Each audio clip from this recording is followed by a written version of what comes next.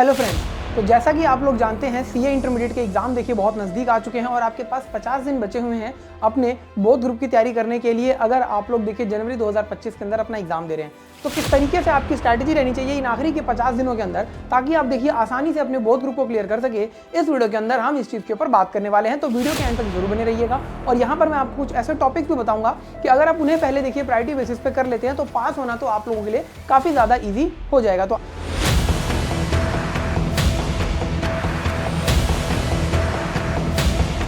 तो सर क्या रहेगी आप लोगों की स्ट्रैटेजी अगर आप आखिरी के 50 दिनों के अंदर अपने सीए इंटरमीडिएट के बोथ ग्रुप को क्लियर करना चाहते हैं? तो यहां पर जरा ध्यान से समझिएगा कि आपके पास देखिए जो पेपर है ग्रुप 1 और ग्रुप 2 के अंदर, यहां पर एडवांस अकाउंट्स, यहां पर कॉर्पोरेट एंड अदर लॉ और यहां पर टैक्सेशन, जो कि यहां पर सबसे ज्यादा टेक्निकल माना जाता है। एडवांस अकाउंट्स काफी आपका लेंथी पेपर आ जाता है। बात करें ग्रुप 2 की, कॉस्ट एंड मैनेजमेंट अकाउंट जो हमेशा बच्चों को परेशान करता है, ऑडिटिंग एंड एथिक्स जिसमें पढ़ तो हम लेते हैं, समझ तो आ जाता है लेकिन मार्क्स नहीं मिलते, और इसके बाद एफएम एंड एसएम जो कि आपका काफी सिंपल रहता है। तो यहां पर किस तरीके से आपको इन सभी सब्जेक्ट के अंदर कौन से वो इंपॉर्टेंट टॉपिक्स हैं जो पहले करने हैं, थोड़ी देर में आपको बताता हूं। लेकिन यहां पर देखिए इन सभी सब्जेक्ट के रिस्पेक्ट में आपको जो सबसे पहली चीज बनानी है वो ये बनानी है कि आपको देखिए किसी भी पर्टिकुलर एक दिन के अंदर 2 सब्जेक्ट की जो है तैयारी करनी है। आपके जो यहाँ पर स्टडी आवर्स रहेंगे, क्योंकि आप बोथ ग्रुप दे रहे हैं, तो कोशिश करिएगा कि 10 से 12 घंटे आप डेली बेसिस पर अपनी सेल्फ स्टडी करें, रिवीजन करें। और यहां पर आपको एक दिन में 2 सब्जेक्ट जो है लेने हैं।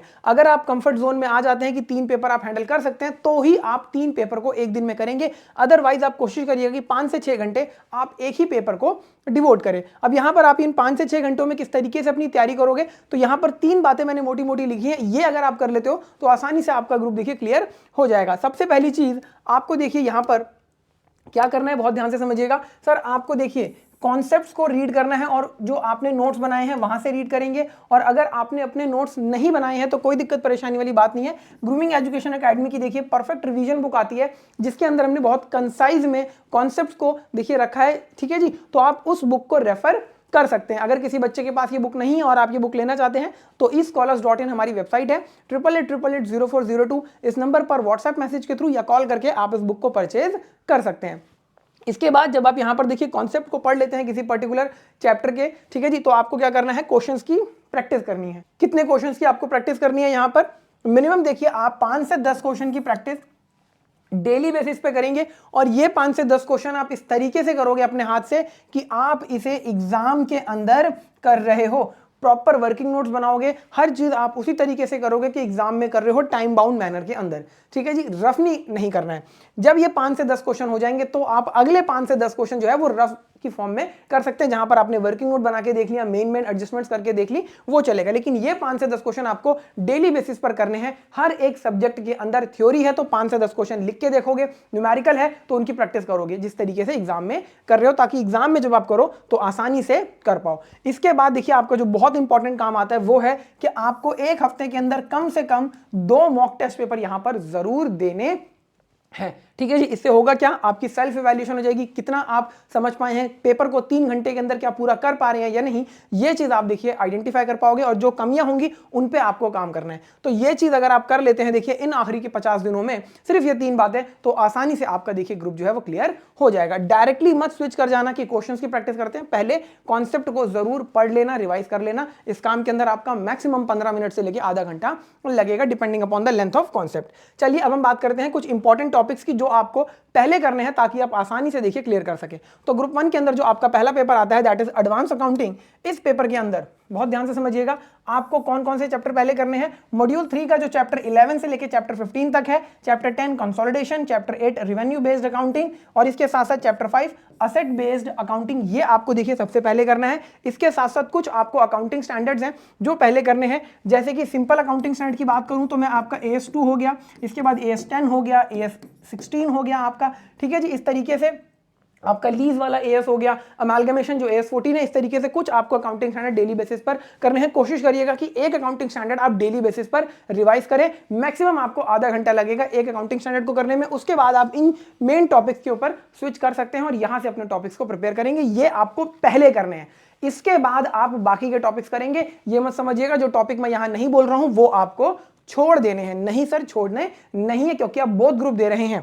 ठीक है जी। चलिए सर, इसके बाद हम बात करते हैं हमारे ग्रुप 1 के दूसरे पेपर की, जो कि आपका कॉर्पोरेट एंड अदर लॉ का है। तो यहां पर देखिए, प्रायोरिटी में आपको मॉड्यूल 3 के अंदर LLP करना है सबसे पहले। After that interpretation of statutes आप करोगे, और इसके बाद मॉड्यूल 3 के अंदर फॉरेन एक्सचेंज मैनेजमेंट ऐड करोगे। ठीक है जी। इसके बाद आप कंपनी लॉ उठाओगे, और कंपनी लॉ के अंदर देखिए आप सबसे पहले डिविडेंड वाला टॉपिक कंप्लीट करोगे। ठीक है जी, सेक्शन 123 से लेकर सेक्शन 127 तक।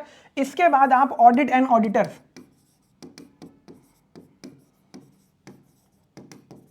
सेक्शन 139 वाला ये टॉपिक बहुत अच्छे से करोगे। इसके बाद देखिए आप बुक्स ऑफ अकाउंट्स, सेक्शन 128। ठीक है जी।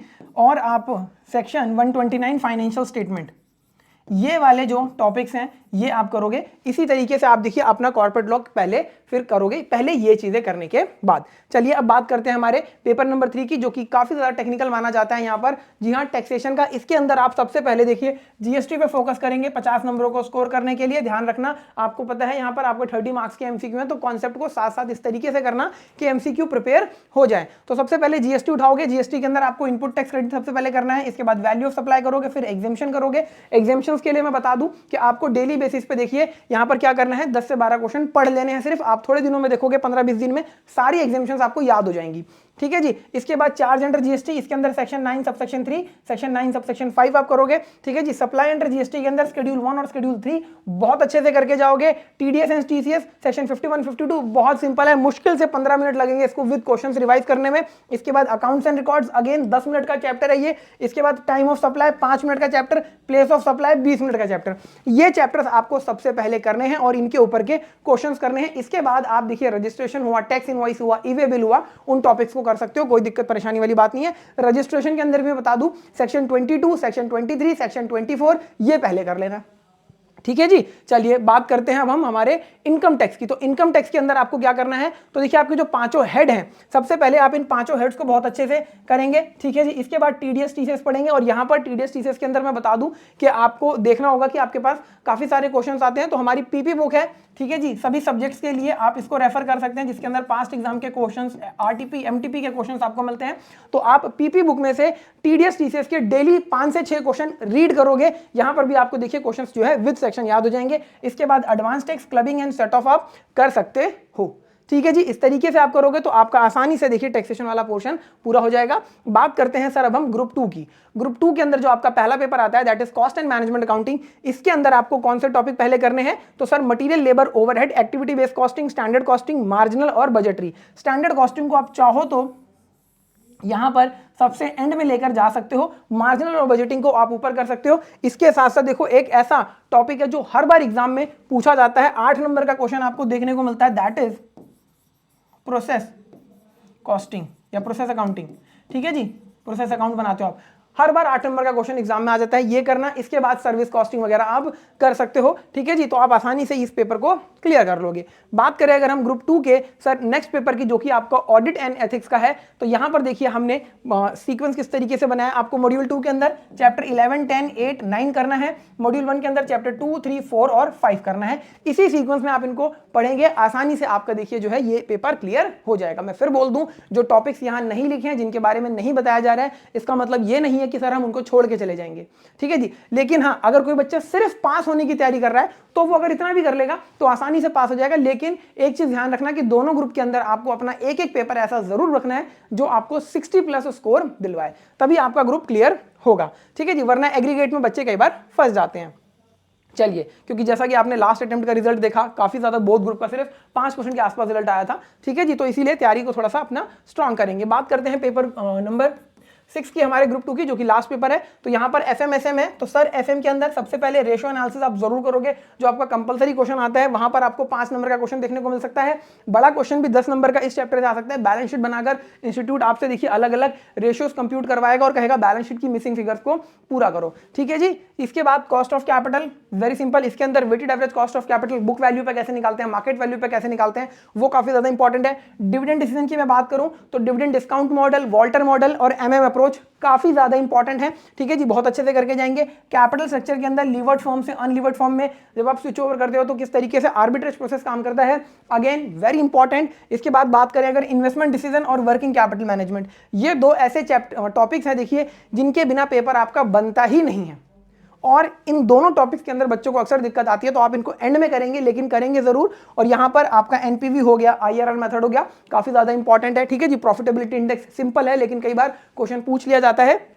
वर्किंग कैपिटल मैनेजमेंट की बात करूं तो मैनेजमेंट ऑफ वर्किंग कैपिटल और रिसीवेबल्स, मैनेजमेंट ऑफ रिसीवेबल्स, ये दो टॉपिक आप पहले करोगे, फिर इसके बाद मैनेजमेंट ऑफ वर्किंग कैपिटल के अंदर जो आपका क्रेडिटर्स का आप किस तरीके से आप करते हो, ठीक है जी, फैक्टरिंग किस तरीके से होती है, वो वाले टॉपिक्स आप देखोगे। तो ये आपका देखिए पूरा एफएम का था, किस तरीके से आपको रखना है अपना सीक्वेंस। इसके बाद अगर हम बात करें सर एसएम की, तो एसएम के अंदर आपको देखिए इक्वल वेटेज आपको देखने को मिलती है, तो आपको फोकस करना है पहले 3 चैप्टर्स के ऊपर, ठीक है जी। और जब आप ये 3 चैप्टर कंप्लीट कर लेते हो तब आप चैप्टर नंबर 4 के ऊपर जाओगे अपने एडिशनल 10 नंबरों के लिए। तो ये देखिए आपका सीक्वेंस था कि किस तरीके से आपको अपने देखिए ग्रुप 1 और ग्रुप 2 के अंदर पेपर्स को रखना है। यहां पर मैं एक बहुत जरूरी बात आपको बताता हुआ चलूं कि इनकम टैक्स और जीएसटी के रिस्पेक्ट में काफी ज्यादा अमेंडमेंट्स आई हैं, तो अमेंडमेंट्स को आपको बिल्कुल भी इग्नोर नहीं करना है। जिन भी बच्चों ने अमेंडमेंट्स अभी तक नहीं देखी हैं तो प्लीज